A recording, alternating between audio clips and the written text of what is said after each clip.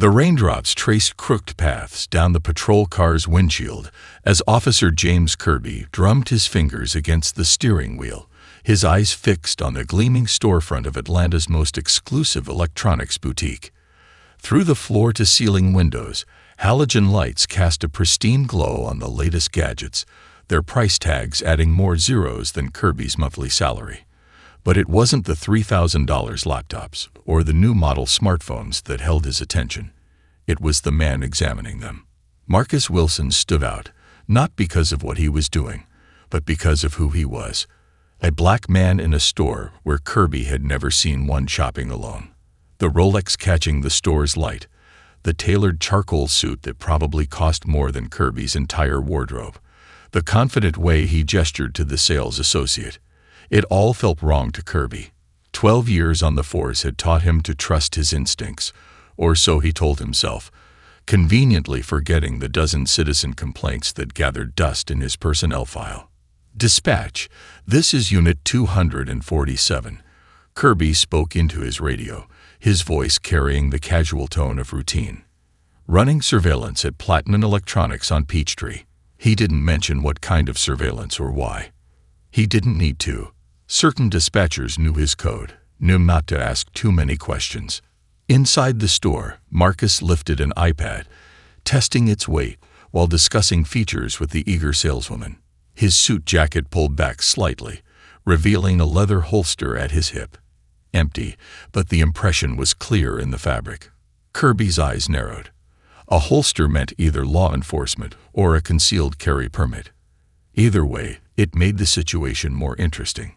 "Got a possible suspicious subject," Kirby updated dispatch, his thumb hovering over the mic button.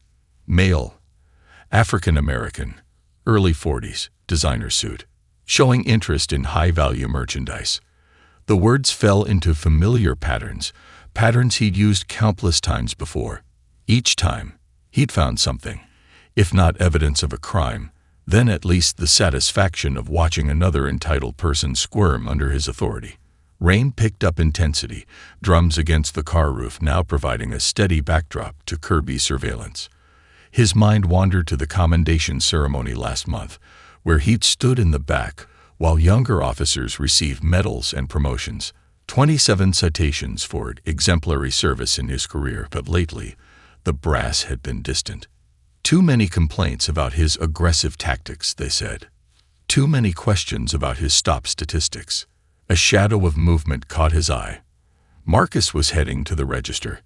Through the windows, Kirby watched him pull out a sleek wallet, probably designer leather like everything else. Credit cards fanned out like a magician's trick. The total flashed on the register's display, $4,879. "No way those cards are legit," Kirby muttered to himself, already planning his approach. He'd seen this before, or thought he had. Designer clothes, expensive accessories, multiple credit cards. Last month, they'd caught a ring of identity thieves working the high-end stores. That bust had earned commendations for the officers involved. Maybe this was his chance to get back in the department's good graces. The store's glass door swung open, and Marcus stepped out into the rain, a sterling shopping bag in one hand, an umbrella unfurling in the other. He moved with the confidence of someone who belonged, someone who expected the world to accommodate him. That confidence made Kirby's jaw clench. His phone buzzed. A text from his sergeant about tomorrow's shift briefing. Something about new community engagement protocols. Kirby dismissed it without reading. He knew what it would say. More sensitivity training, more warnings about profiling, more politics getting in the way of real police work. Marcus paused on the sidewalk, fishing out his phone. A smile spread across his face as he read something on the screen. The expression transformed him from a suspicious subject into a human being for just a moment, but Kirby pushed that thought away. He'd learned long ago that hesitation made you weak. That doubt got officers killed. The radar gun on his dashboard showed no cars coming. Perfect timing. Kirby's finger moved to the light bar controls, muscle memory taking over. Red and blue lights cut through the rain, reflecting off wet pavement and store windows, creating a private light show just for him and his target. He watched Marcus's shoulders tense, watched the smile fade into something more resigned. The phone lowered slowly, deliberately, like someone who knew the drill. And maybe that's what bothered Kirby most, not the expensive clothes or the credit cards or even the holster, but the fact that this man seemed prepared for this moment, seemed to wear his wealth and his wariness with equal comfort. Dispatch, Unit 247. Initiating investigative stop at 1242 Peachtree. Kirby's hand moved to his door handle, Rain waiting to greet him. Subject matches description of recent fraud suspects in the area. The lie came easily, as it always did. After all, he told himself, if there was nothing to hide, there was nothing to fear. But as he stepped out into the rain, Kirby didn't notice the security cameras tracking his movement, or the unmarked car parked across the street, or the fact that his target's resigned expression wasn't fear at all. It was recognition. Marcus Wilson kept his movements deliberate as the police lights painted his umbrella in alternating red and blue. The text from his daughter, her early acceptance to Yale Law, burned unfinished on his phone screen. Another black Wilson headed to law school, following the family tradition. The irony of this moment wasn't lost on him. 25 years ago, he'd been handcuffed on a sidewalk just like this one, the incident that had driven him toward a career in law enforcement. He heard the squad car's door open, followed by footsteps that splashed through puddles with practiced authority. Marcus took a slow breath, adjusting his stance. Everything about the next few minutes would matter, not just for his investigation, but for the officer approaching behind him. In his earpiece, hidden beneath the ambient noise of rain, a voice whispered, "Camera feed clear. Sir, Agent Torres has visual from the cafe." Officer Kirby's voice cut through the rain. "Sir, I'm going to need you to turn around slowly and keep your hands where I can see them." The words carried a familiar edge, that particular tone that suggested compliance wasn't really optional. Marcus turned, his movements smooth and unthreatening. Rain trickled down his neck as he lowered his umbrella, letting the water soak his $1,000 suit. The shopping bag hung heavy in his left hand, receipt still warm inside. He'd made sure to request a detailed one, listing every item and the last 4 digits of each card used. Details mattered in cases like this. "Is there a problem, officer?" Marcus kept his voice neutral, despite recognizing Kirby from the surveillance photos. James Kirby, badge number 4471. 16 complaints of racial profiling in the past 3 years, all dismissed. A pattern so clear it might as well have been written in neon. "We've had reports of fraudulent purchases in this area." Kirby's hand rested casually on his holster, casual to anyone who hadn't spent years studying police intimidation tactics. "Mind showing me some ID and those purchase receipts?" Marcus noted the lie. No such reports had been filed this month. His team had checked. Still, he reached slowly for his wallet, maintaining eye contact. "Of course, officer. Though I'm curious about these reports, I shop here regularly and haven't heard about any fraud issues." Kirby's eyes narrowed at the challenge in Marcus's tone. "Just routine questions, ID first." As Marcus retrieved his driver's license, his regular civilian one, not his FBI credentials, he observed Kirby's micro-expressions, the slight curl of the lip when he saw the address in the affluent Buckhead neighborhood, the almost imperceptible shake of the head at the name of Marcus's law firm listed as his employer. "These purchases," Kirby continued, handing back the license with barely a glance, "you made them all today. Multiple cards used?" "Yes, officer. Holiday shopping for the office. Each transaction is properly documented." Marcus retrieved the receipt, unfolding it with careful precision. In his ear, Torres whispered, "Second patrol car approaching from the south. Officer Sarah Chen, 2 years on the force." Right on cue, another cruiser pulled up, its young officer emerging with a mixture of curiosity and concern. Marcus recognized her too, one of the good ones according to their research, someone who'd filed internal reports about observed profiling, only to have them buried. "Everything okay here?" Chen asked, taking in the scene. The expensive shopping bag, Marcus's soaked suit, Kirby's aggressive stance. "Just verifying some purchases," Kirby replied, but his tone had shifted. Backup meant audience, and audience meant performance. "Sir, these cards you used, they're all in your name." Marcus felt his phone buzz again in his pocket, probably his daughter wondering why he'd stopped responding. The rain had soaked through to his skin now, his suit ruined, but none of that mattered. He'd experienced worse, much worse. "Yes, officer.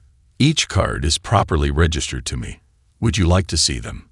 He reached for his wallet again, noting how Kirby's hand tightened on his holster. Officer Chen noticed too, her posture tensing slightly. "Sir, I'm going to need you to put the bag down and place your hands on the wall." Kirby's voice had taken on that dangerous edge, the tone that preceded escalation. Torres paused the playback. "We've logged 57 similar testimonies in the past 3 days. Once the news broke, people started coming forward." "And Chen's evidence?" Marcus asked, though he already knew the answer. The young officer's meticulous documentation had proved invaluable. "Even better than we hoped." Torres brought up a new file. She didn't just track Kirby. She documented the entire training process, how senior officers taught rookies to profile safely. They called it strategic observation.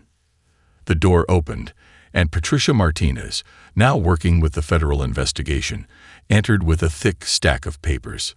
"You need to see this," she said, spreading documents across Marcus's desk. "We found Kirby's complete patrol history. 10 years of dashcam footage, all digitally archived. The pattern isn't just clear, it's textbook discrimination." Marcus picked up one of the reports, reading between the lines of bureaucratic language. Each suspicious behavior citation, every routine check masked the same underlying bias. The same story his father had told him about the 60s, the same story he'd experienced in the 90s, now documented in high-definition video and detailed data analytics. His phone buzzed. A text from his daughter. "Dad, my civil rights law professor used your case in class today. Proud of you."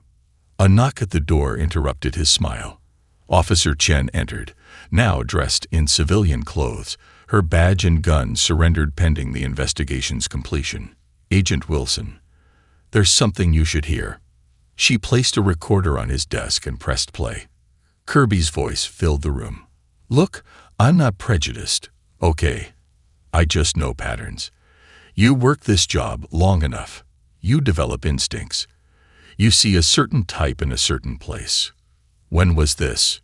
Marcus asked. 3 months ago. Rookie training session." Chen's face hardened. He called it street wisdom. "I recorded everything." Torres whistled low. "That's the smoking gun. Institutionalized bias, documented and distributed as official training." Marcus stood, walking to the wall of evidence. Photos of Kirby's targets formed a mosaic of prejudice. Doctors, lawyers, business owners, students, all successful, all minorities, all suspicious simply for existing in spaces where Kirby thought they didn't belong. "Sir," Torres called his attention to another screen. "Kirby's requesting a meeting. Says he wants to talk." Marcus studied the former officer's booking photo. The arrogance was gone, replaced by something that looked almost like recognition. "Set it up. But first."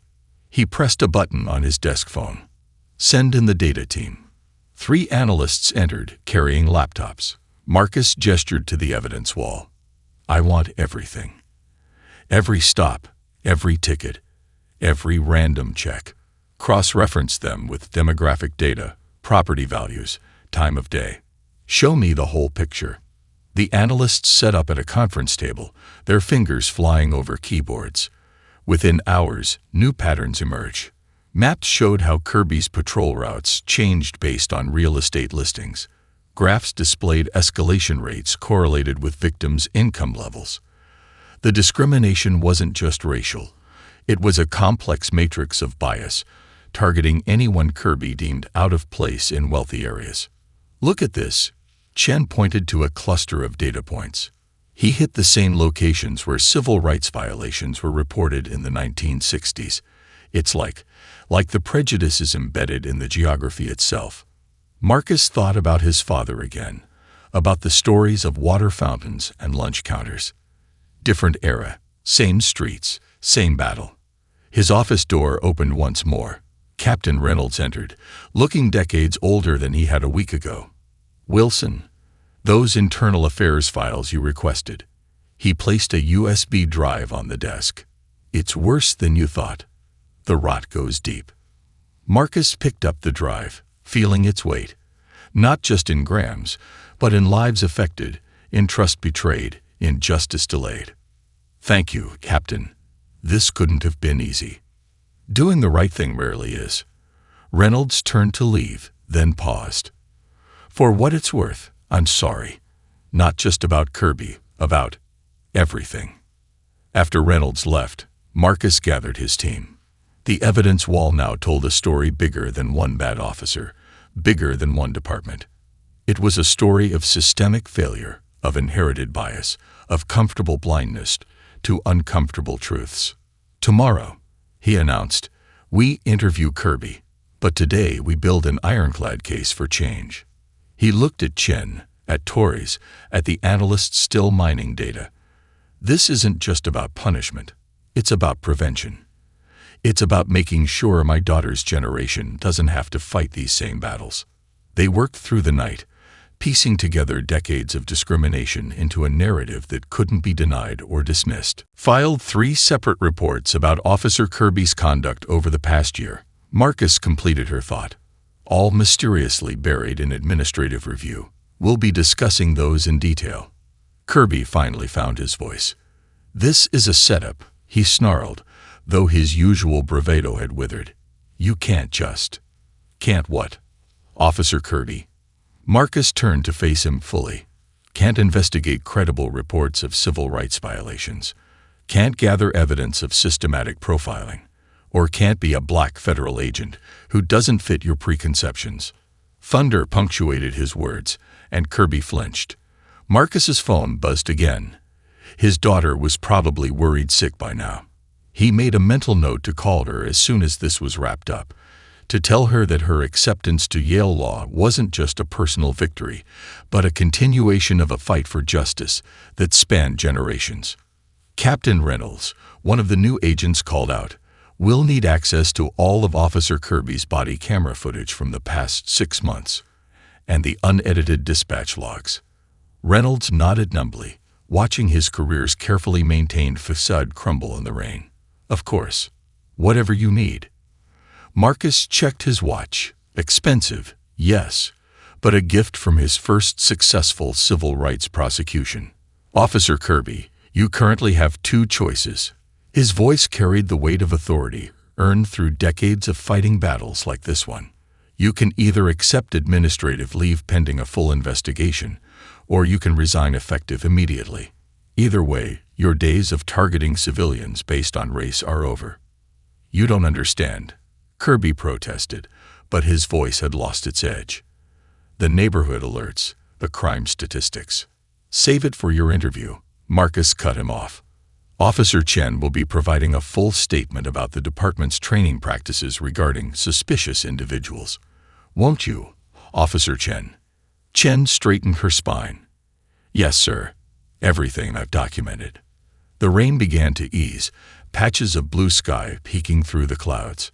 Marcus thought about his daughter again, about how this case might make her path a little easier, might prevent another young person from experiencing what he had 25 years ago on a sidewalk not unlike this one. "Taurus," he called, "make sure we get copies of everything to the Civil Rights Division by morning." "Captain Reynolds, I expect your full cooperation in providing access to all relevant records." He paused, allowing a small smile. "And Officer Kirby, that suspicious person report you were about to file, I'd reconsider." As if on cue, news vans began appearing at both ends of the street, drawn by the social media buzz already building around the incident. Marcus straightened his tie, wet as it was. Sometimes justice needed an audience. "Now," he said, addressing the assembled officers, "shall we discuss how this precinct plans to reform its approach to community policing? I believe we have everyone's attention." The precinct's conference room buzzed with tension 3 hours later. Outside, the storm had passed, but inside, dark clouds still lingered in the faces of assembled officers and officials. Captain Reynolds sat at the head of the long table, his tie loosened, staring at the laptop screen before him, where Marcus's team had queued up the day's footage. "Play it again," Marcus instructed, standing at the opposite end. The video showed multiple angles of Kirby's stop: storefront cameras, surveillance team footage, civilian phones, and body cams, a digital symphony of damning evidence. 4 minutes and 17 seconds. Torres narrated, using a laser pointer to highlight key moments. Officer Kirby initiates the stop without probable cause, escalates without provocation, and makes 3 separate false statements to dispatch. He paused the footage. "And this is just today's incident." The department's legal counsel, Patricia Martinez, rubbed her temples. The civil liability alone. She let the thought hang in the air. On her tablet, news alerts kept appearing. FBI agent racially profiled by local police. Discrimination sting operation catches officer. Federal investigation rocks Atlanta PD. "It's worse than that," Marcus said, pulling up another file. Officer Chen's suppressed reports, combined with our 3-month surveillance, show a pattern of systematic profiling that extends beyond Officer Kirby. He met Reynolds's gaze. "Your department has a cancer, Captain. The question is, are you ready to treat it, or should we bring in federal oversight?" Reynolds loosened his tie further. "What are you proposing?" Before Marcus could answer, a commotion erupted in the hallway. Officer Kirby burst through the door, still in uniform despite being placed on administrative leave. His face was flushed, eyes wild. Outside his office window, Atlanta's lights sparkled, a city wrestling with its past while reaching for a better future. The interview room felt smaller than usual as Marcus sat across from James Kirby. 2 weeks had passed since the incident, and the former officer's transformation was striking. Gone was the crisp uniform, replaced by civilian clothes that seemed to hang loose on his frame. The arrogant stance had dissolved into something more uncertain, more human. "Let's start with why you're here," Marcus said, opening a folder between them. "No recording devices today. This conversation needed to be real, unfiltered." "Feels like I don't have much choice," Kirby responded, his voice lacking its former edge. He glanced at the mirror behind Marcus, knowing others were watching. Officer Chen, Torres, the department's new oversight committee, all bearing witness to this moment. There's always a choice. Marcus pulled out a photograph, himself at age 17, face down on suburban asphalt. "This was me, 1994, Officer James Davidson. He said I looked suspicious walking home from tennis practice. Sound familiar?" Kirby stared at the photo, something shifting in his expression. I wasn't like that. I was protecting the community." "From what?" Marcus leaned forward. "From success. From ambition. From the terrible crime of being black in an expensive suit." The question hung in the air like smoke. Behind the mirror, Chen scribbled in her notebook, documenting every word. This conversation would become part of the new training program, a case study in confronting bias. "You don't understand," Kirby started, then stopped himself. "No, that's not. I mean," he ran a hand through his graying hair. "When I started on the force, they taught us to trust our instincts. 20 years of instincts don't just what? Disappear." Marcus pulled out more photos. Doctors, lawyers, business executives, all stopped by Kirby over the years. "These weren't instincts, James. This was prejudice masquerading as procedure." Something cracked in Kirby's facade. "You think I don't know that now? My kids won't speak to me. My daughter's college friends shared the video. My son's basketball teammates. Half of them looked just like the people I. He couldn't finish the sentence. Marcus waited, letting the silence do its work. Through the window behind them, Atlanta's afternoon sun painted patterns on the interview room table. Somewhere in Yale, his daughter was probably in class, learning about cases like this, never knowing her father was making legal history in real time. "I need to know something," Marcus finally said. "That day, in front of the electronics store, what exactly did you see? Not what you told dispatch, not what you wrote in your report. What did you actually see?" Kirby's hands trembled slightly as he folded them on the table. I saw someone who didn't fit my idea of belonging. And that's the problem, isn't it? My idea. My prejudice." The word seemed to physically pain him. "Keep going," Marcus encouraged quietly. "All those stops, all those years, I told myself I was being thorough, professional. But I was policing success. Their success. Because somewhere deep down, it challenged everything I'd been taught to believe." Behind the mirror, Torres whispered to Chen, "Are you getting this?" Kirby straightened suddenly. "I want to make a statement. Public, full admission. No lawyers, no union reps. Just truth." Marcus studied him carefully. "Why?" "Because my kids deserve to know their father can admit when he's wrong. Because maybe some other cop will see it and recognize himself. Because," he gestured to the photo of young Marcus, "because that kid deserved better. They all did." The door opened, and Patricia Martinez entered with a document. "The press is already gathering downstairs. Word got out about the meeting." Marcus nodded, then turned back to Kirby. "You understand what this means. A public statement, admitting to years of discriminatory practices. There's no coming back from that." "Good," Kirby said firmly. "There shouldn't be." The next hour was a blur of preparation. Martins worked with Kirby on his statement while Marcus coordinated with media teams. Shen organized a group of officers who'd come forward with their own admissions of bias, inspired by Kirby's decision. As they prepared to head downstairs, Kirby paused. "Agent Wilson, that day with the suit and the shopping bags, you knew exactly what you were doing, didn't you?" Marcus straightened his tie, a different one from that rainy day, but no less meaningful. "I knew what you would see, because men like you have been seeing it the same way for generations. The question was, once you saw it clearly, what would you do?" They descended to the press conference together, former antagonists now united in purpose. Camera flashes greeted them like lightning. Marcus complied, feeling the cold brick against his palms.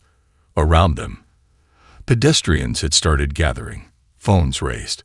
Some he recognized as part of his surveillance team, their cameras catching every detail.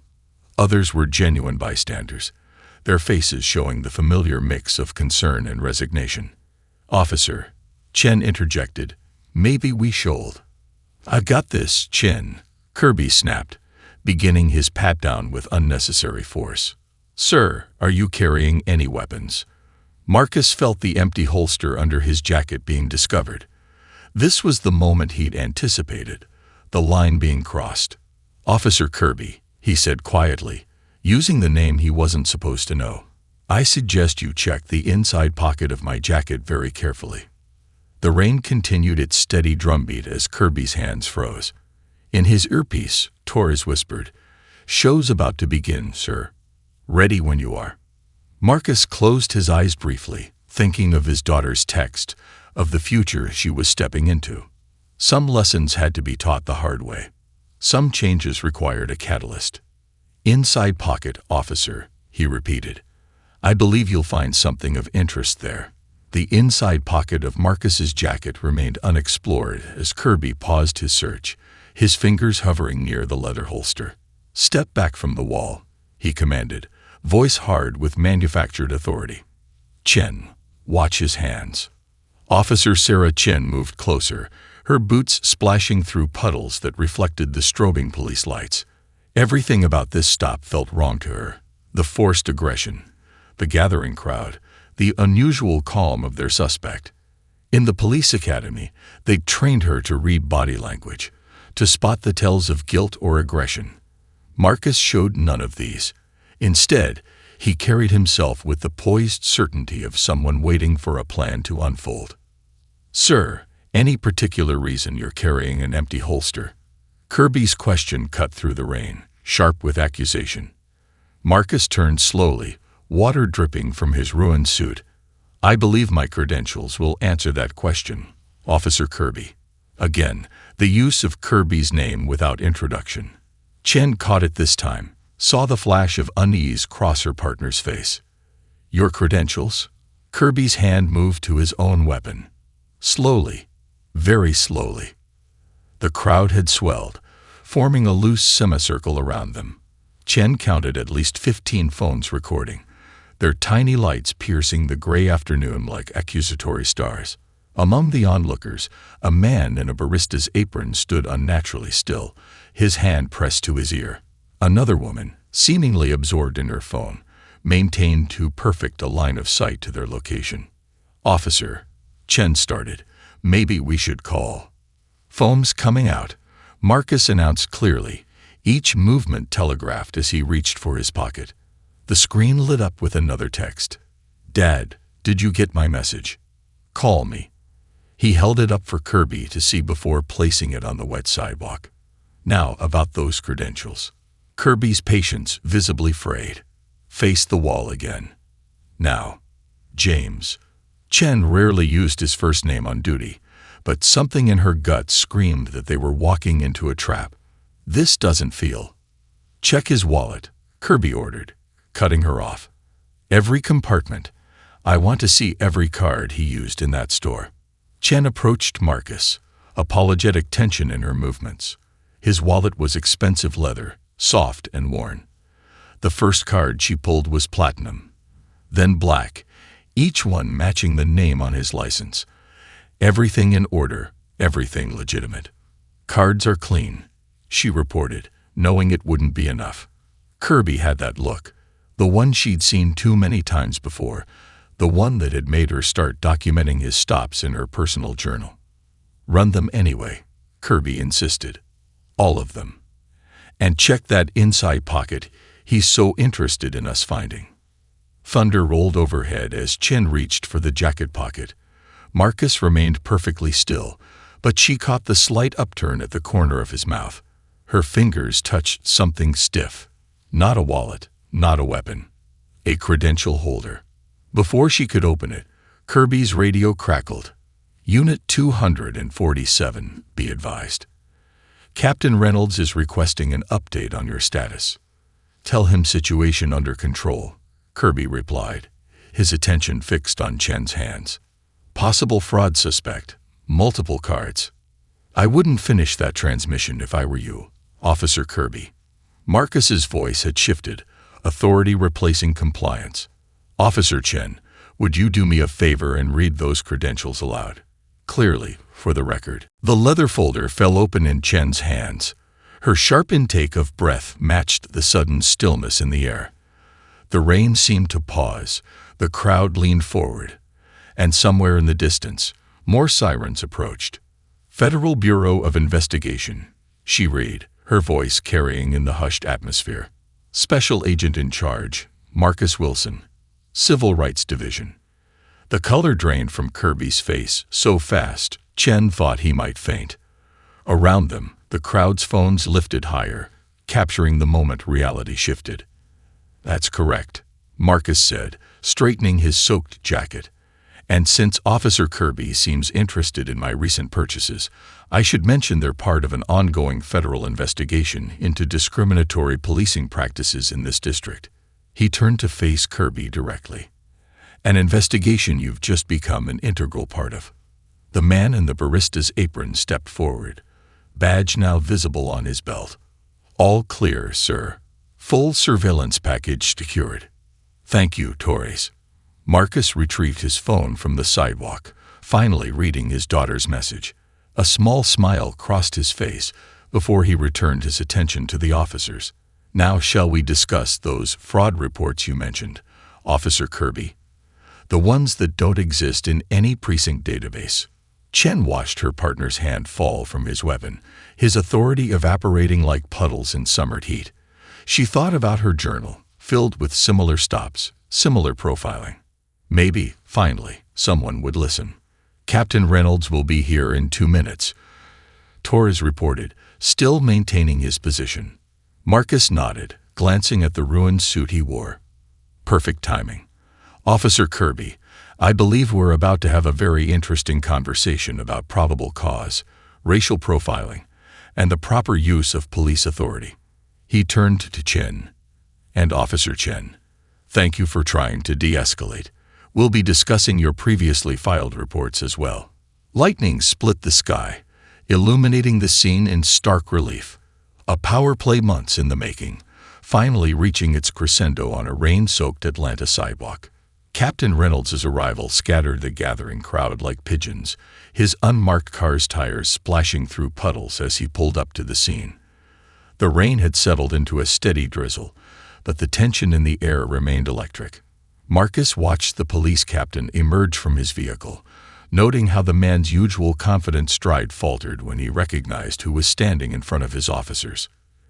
"Agent Wilson," Reynolds managed, his voice carrying a mix of respect and dread. "I wasn't aware the Bureau was operating in our jurisdiction." "That was rather the point, Captain." Marcus's voice carried easily across the wet pavement. "Though your Officer Kirby here seems to have accelerated our timeline somewhat." He gestured to the ruined suit, now clinging to his frame. "I don't suppose the department would care to reimburse my dry cleaning." The attempt at humor did nothing to ease the captain's discomfort. Behind him, Kirby stood rigid, his face a mask of barely contained panic.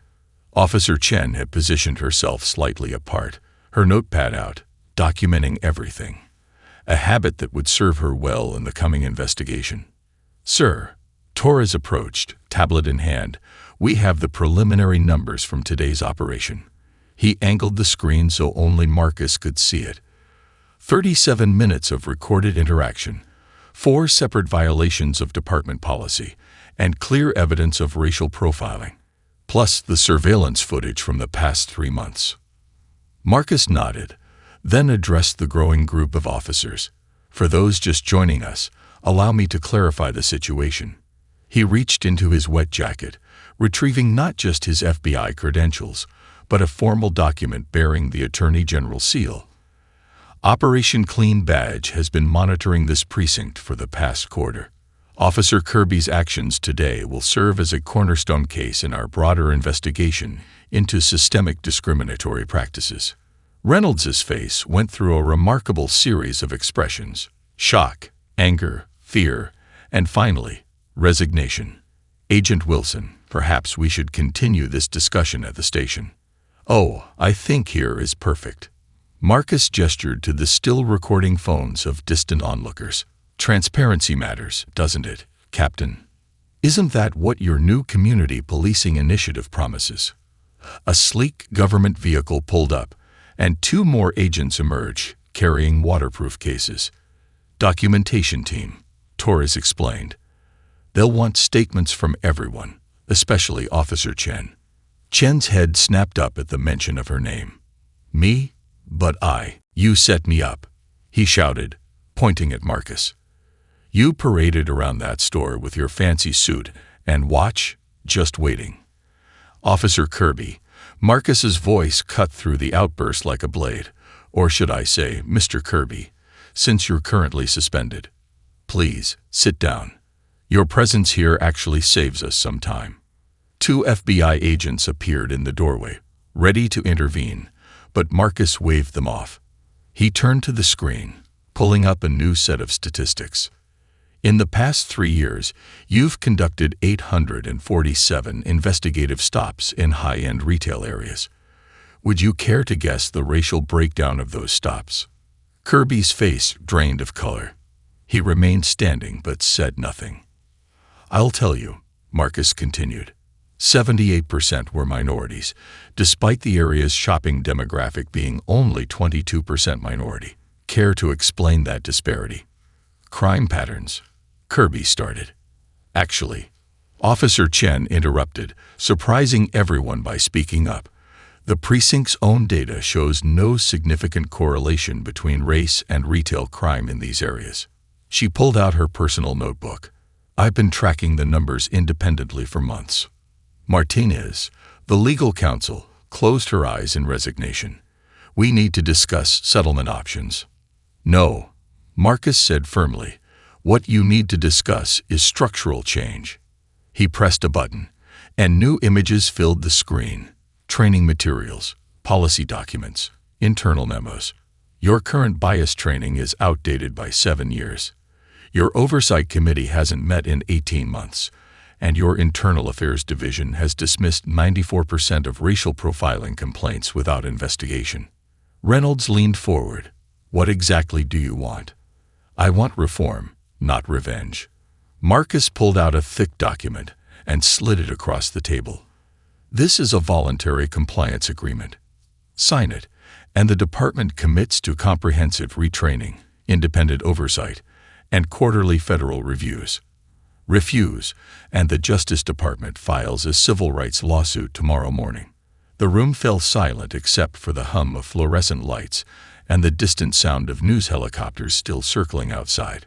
Marcus's phone buzzed again. His daughter, sending a photo of her Yale acceptance letter. The timing felt right. Look at this, he said, holding up the phone. My daughter just got into Yale Law. When I was her age, I was face down on a sidewalk because an officer decided I didn't belong in his neighborhood.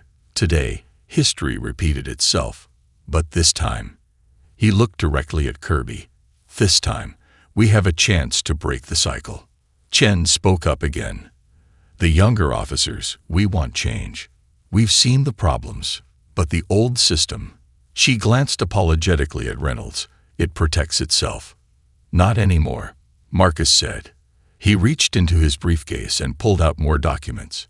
Officer Chen, how would you like to head up a new internal affairs division, reporting directly to the FBI's Civil Rights Office? Reynolds started to object, but Martinez placed a restraining hand on his arm. They all knew the game had changed. As for you, Mr. Kirby, Marcus turned to the former officer. You have a choice. Work with us. Acknowledge your biases. Help us understand how this culture perpetuates itself, or face federal charges. Either way, your story will be part of our new training program.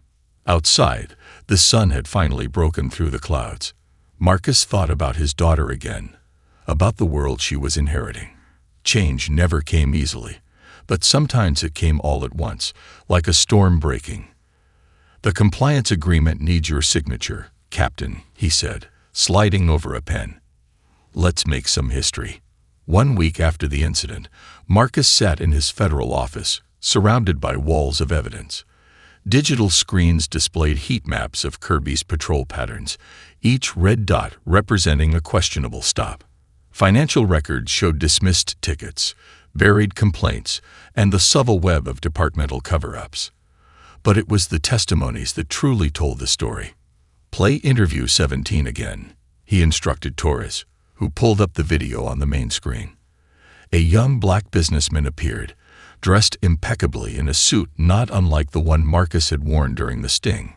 Third time this month, the man said, his voice tight with controlled anger. Same officer, same questions, same random stop. I'm a tax attorney. I drive a BMW because I earned it, but every time I pass through that precinct, reminding Marcus of that stormy afternoon 2 weeks ago. His phone buzzed. His daughter again, watching the live stream from her dorm room. Change happens one heart at a time, right, Dad? As Kirby approached the podium, Marcus thought about cycles breaking, about courage coming in many forms, about his daughter's world slowly, painfully becoming better than his own. Sometimes justice wore a badge, sometimes it carried a shopping bag, and sometimes, just sometimes, it looked like a man facing his own prejudices in front of the whole world. 1 year later, Marcus stood at the back of the police academy's main lecture hall, watching James Kirby address a new class of recruits. The scene would have been unimaginable 12 months ago, yet here they were. The former officer who had profiled him now teaching others how to recognize and combat their own biases. I had all the excuses, Kirby was saying, his voice carrying the weight of hard-earned wisdom. Crime statistics, patrol patterns, officer safety. But they were just that. Excuses. What I really had was fear. Fear of change, fear of difference, fear of admitting that maybe, just maybe, I was the problem. The recruits sat in rapt attention. Unlike previous years, this class reflected Atlanta's diversity. Shen's recruitment reforms had made sure of that. As the new head of internal affairs and community relations, she had transformed the department's hiring practices. Marcus's phone vibrated silently. A text from his daughter. Just aced my civil rights law midterm. Professor used your case again. Love you, Dad. Attached was a photo of her study group, diverse faces grinning at the camera, the future of the legal profession captured in one snapshot. Agent Wilson. Kirby called out, noticing him at the back. Would you mind joining me up here? The recruits should hear both sides of this story. As Marcus walked to the front, he passed Torres, now permanently assigned as liaison between the FBI and Atlanta PD. Their success had become a national model, with departments across the country requesting their training program. A year ago, Marcus addressed the class. I stood in the rain while Officer Kirby conducted what he thought was a routine stop. Today, that moment has led to the lowest number of bias complaints in department history. The question is, why? A young recruit raised her hand. Because you caught him. No, Kirby answered before Marcus could. Because I chose to change. Because this department chose to change. Look around this room. When I was a recruit, it didn't look like this. When I was training officers, I perpetuated the problem.